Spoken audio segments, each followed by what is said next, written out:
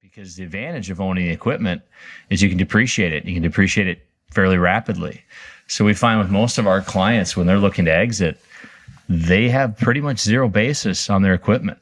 And that applies to grain in the bin too, or any other assets, right? There's really no basis in those. So when you sell them and you don't have other inputs to offset, right? We call it when you're exiting farming or ranching, it's the financial cliff. And you can solve for the real estate fairly easy with the exchange, but what do you do with everything else? So there is something called a charitable remainder trust, or CRT, that is available. And it's got some unique attributes to it, but there is a solution out there. And Joe, maybe I'll let you explain kind of what that is, but I think the listeners should be at least aware of this, because we just find that so few people talk about it, and it's not for everybody.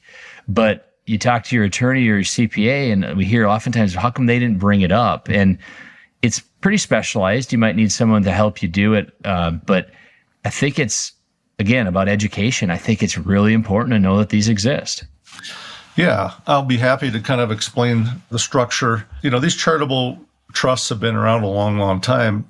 Probably the most popular version is the Charitable Remainder Uni Trust. So we call them CRTs for short.